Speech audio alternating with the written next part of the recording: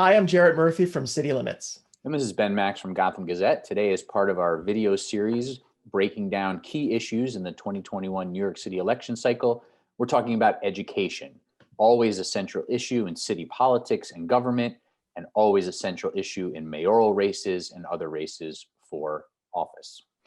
Yeah, and obviously it is that in a very practical sense, Ben. The biggest chunk of the city's budget for any one department is Department of Education, $27 billion or so a year, which is something like a third to a fourth of what the city spends. And that's true of every city everywhere. Traditionally in America, the primary focus of local governments is schools, even more than policing.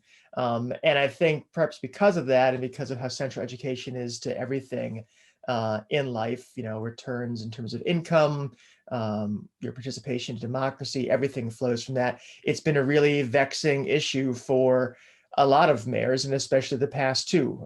Mayor Bloomberg cast himself as education mayor, won mayoral control of schools, engaged in a lot of controversies about closing schools and forming charter schools, co-locating charter schools, how many stakes to attach to tests and what to do when the test scores weren't very good. And Mayor de Blasio is less associated, I think, with the issue because it's not the thing that has dominated his political identity, but certainly it's been a big concern over his mayoralty, and there have been a lot of different elements to how he has addressed the issue and how the issue has presented itself to him. Right. I mean, de Blasio got elected in part on his promise for universal pre-kindergarten. He's executed that. It's widely seen as his main legacy item and achievement, his biggest accomplishment. He's clearly had a focus of sorts on schools. A lot of what he's done is tried to kind of reverse the Bloomberg legacy. De Blasio, a very different approach, some very different relationships, like a much friendlier relationship with the teachers union. And he's had this equity and excellence agenda trying to improve all schools, while he's been very hesitant to take more dramatic steps like a strong desegregation push that many have called for. He even had his own advisory panel that he was very slow to adopt their recommendations, and COVID has sort of forced his hand on some key issues. De Blasio also had, like many other mayors and the old Board of Education, had a real challenge with trying to improve the city's most struggling schools. And that's where some say the call for desegregating comes back into play. He put a lot of resources into community school program. He's had this equity and excellence agenda that included things like more AP classes, more computer science classes, algebra classes. He sort of made a push to change the specialized high school admission process with an eye towards integration, but that fell flat. And so he struggled with that. And he got a couple of mayoral control of school extensions in Albany through a very tough process, in part because of his troubled relationships with the powers that be. And he's been pretty anti-charter school, again, in a reversal of Bloomberg, and also very hesitant to close down schools, although he's done that to some degree. And one of the interesting wrinkles of this issue is how the kind of power to control it breaks down. And that goes across a couple different levels. One thing that's unique about schools, I think, compared to many other public issues, is that, there are people who can escape the system, not obviously there's only one police force for New York City. There's only one set of roads. There's really only one park system. But and we're both parents, if we decide we want to exit the system for one of a number of reasons, for religious reasons, for concerns about safety, quality, even staying within New York City, you can go to private schools, you can go to parochial schools. And of course, that's part of the reason why there's choice within public schools now, is to compete with that. And that's a very interesting factor that also leads to some of the vexing issues. But right, and that relates to obviously the question about desegregating the city schools and what types of effects that might have. And of course, a lot of times those choices come down to families with resources, and the families with minimal resources don't have the same choices. And that's also where the charter school discussion has come into play. Right. And I think in all of this, you have the fact that while the mayor has control of the schools, thanks to the legislative victory that Mayor Bloomberg won, and that was renewed on several occasions, including a couple times under Mayor de Blasio, it is not total control. He first and foremost shares power with the panel for education policy, but the mayor has a controlling share of votes there. Obviously, the city council has some oversight powers and technically approves the budget, but a lot of that money comes from the state and frankly from the federal government through Title I funds and other means. And the governor and state are big players too in this, as well as, of course, the unions. This is an area of city government where unions have traditionally been very powerful. Some of the biggest controversies in New York City come from when the union was unhappy with the conduct of schools and there were big strikes. So there are a lot of other kind of cooks in the kitchen when it comes to education policy. Yeah, there's the governor and legislature, as you mentioned. Then there's also the state education department and the board of regents, which are, quasi-independent entities in some ways, a lot of appointments through the legislature there. So the power that rests in sort of state level entities on education is immense, like a lot of other powers in New York, that New York City needs to ask for permission, ask for funding, ask for policy changes. A lot of it does go back to the state level. And that's where we've seen debates over these last couple of mayoralties around mayoral control of city schools, but also, the cap on charter schools is at the state level, and the state controls the education funding purse strings in big ways that come down to the city. And some of that has related to funding for charter schools, co-locations, rent, things like that. So big battles all the time. And of course, the specialized high schools I mentioned earlier, the three big ones, the admissions process is enshrined in state law. And that has been a topic of contention under de Blasio and has certainly been part of the mayoral race discussion that we're having in 2021 here.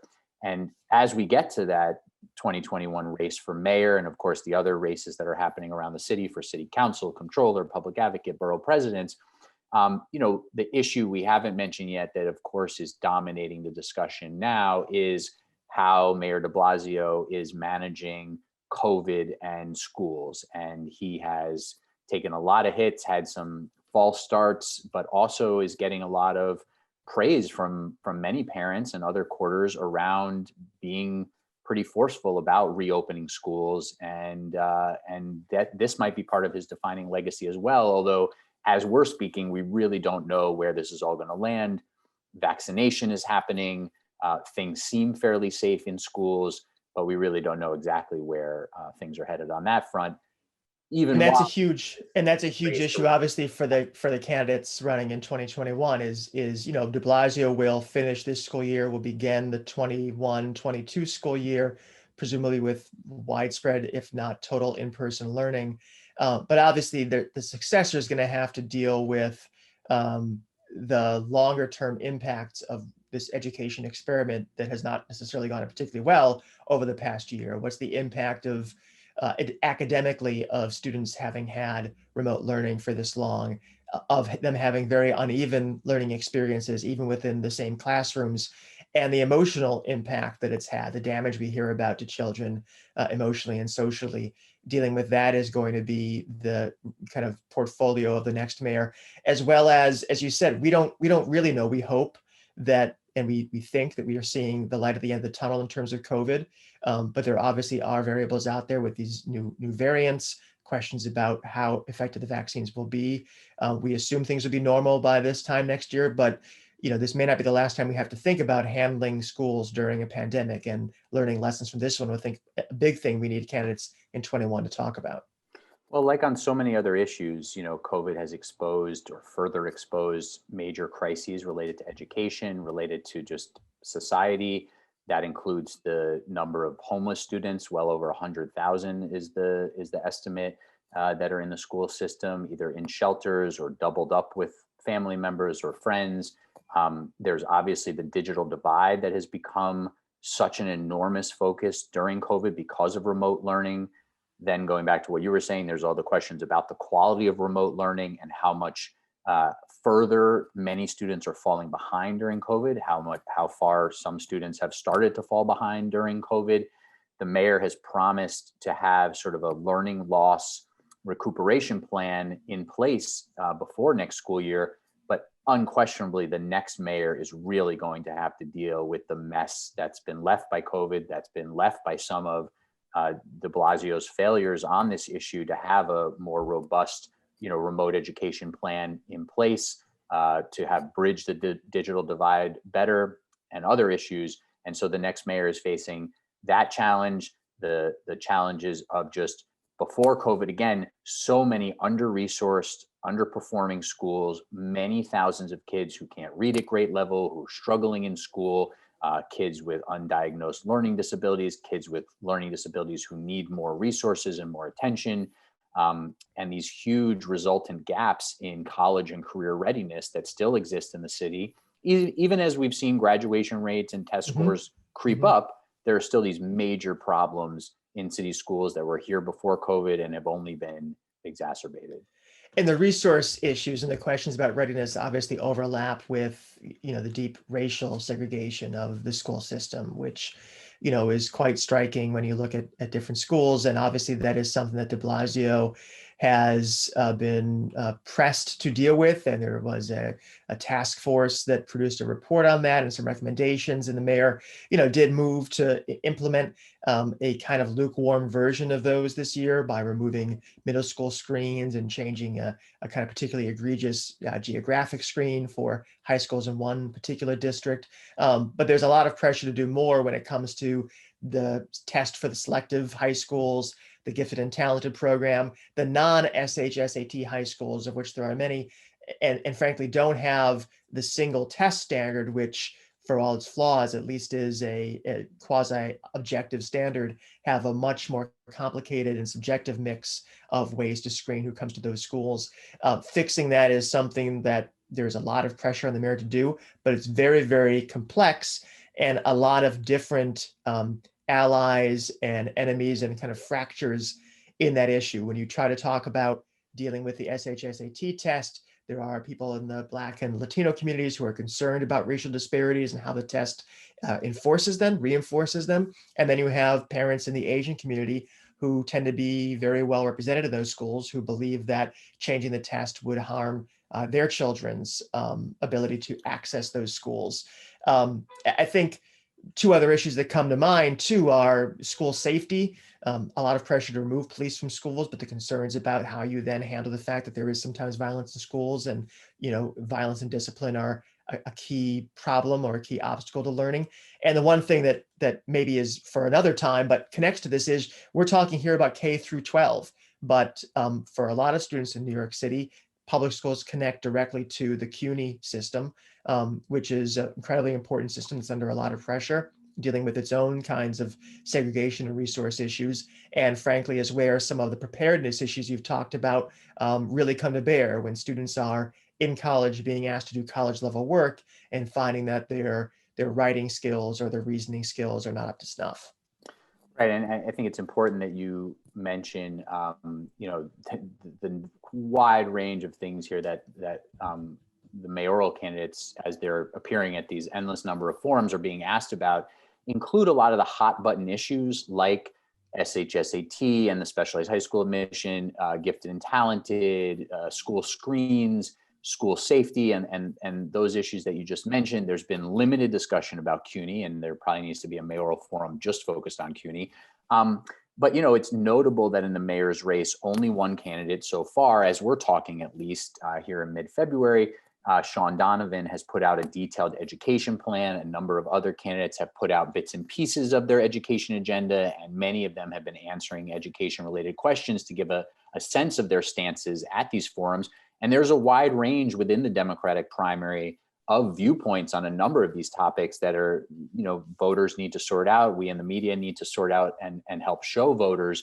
And some of that's happening, and much more will be. There seems to be a good bit of consensus in the field that mayoral control of city schools needs to stay, although there's a couple different viewpoints on that. But there's a lot of talk about some of these hot button issues that often, without a really detailed education plan being put out by the candidates, sort of obscures a lot of what the mayor and their school's chancellor really does with the school system. And so much of that is sort of about a broader vision for management, for how principals, how much control over their schools principals have, the roles of superintendents, the resources that schools have. We talk about school safety. A lot of times that discussion is focused on police and school safety agents, and whether there's NYPD officers that are armed in some schools, metal detectors. But then often that leaves out, the role of guidance counselors and social workers and nurses at schools. And those are, important topics for the mayoral candidates to talk about as well, especially if they're talking about removing school safety agents or NYPD officers from school. What's their plan for bringing in those other resources? Yeah, I mean, it's really a soup to nuts issue, right? I mean, we're talking about, vision, what is the role of schools? What should we be preparing students for?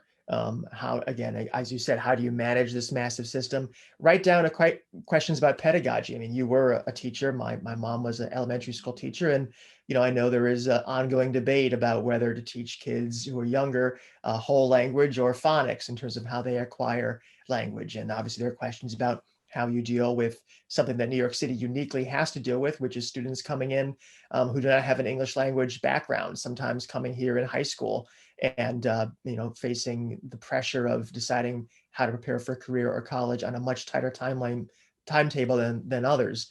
I think this all kind of boils down to the fact that in these debates, we're probably not going to get into a lot of these more granular issues, but we have to think about big questions for candidates. And I think one of them for me is this question about integration and how do you, preserve some of the good aspects of having different kinds of high schools and different kinds of other schools, middle schools, without having this stark disparity of resources and these unfair racial skews. I think that is a very thorny question, and it's not something that slogans will answer. And that's certainly one I want to have answered. What's one or two of yours? Well, I think, along with what we mentioned earlier about a plan for making up for, let's just call it COVID learning loss, is essential. And what does that plan look like?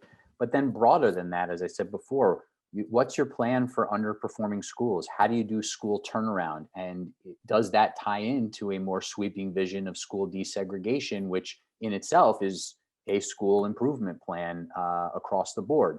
One of the other things I'd point to is this combination of what qualities are you looking for in a school's chancellor? What type of school's chancellor would you appoint? Do you have any names? Of course, would be nice to hear from candidates, although they're often hesitant to say those. And how would you and that chancellor manage this massive bureaucracy? What kind of changes would you make to DOE central headquarters and to the roles of superintendents, principals, and others? And I'll just throw one more in there. Overcrowded schools and large class sizes are huge issues. Again, this is the nuts and bolts of sort of managing the system. And there are ways that have been pointed to both reduce class sizes and reduce school overcrowding that the next mayor really needs to take a look at, or develop new strategies to do those things. But that's something I want to hear from these mayoral candidates is how would they address school crowding and class size challenges? Well, audience, lucky for you, there will be no test on this material. This is just a review session, but hope you found it helpful. Hope you'll stay tuned to citylimits.org and gothamgazette.com for coverage of the race, and to Max and Murphy on WBAI 99.5 FM every Wednesday at 5. And of course, as we say every time we do one of these, go to vote.nyc for information about who's running and whether or not you're registered.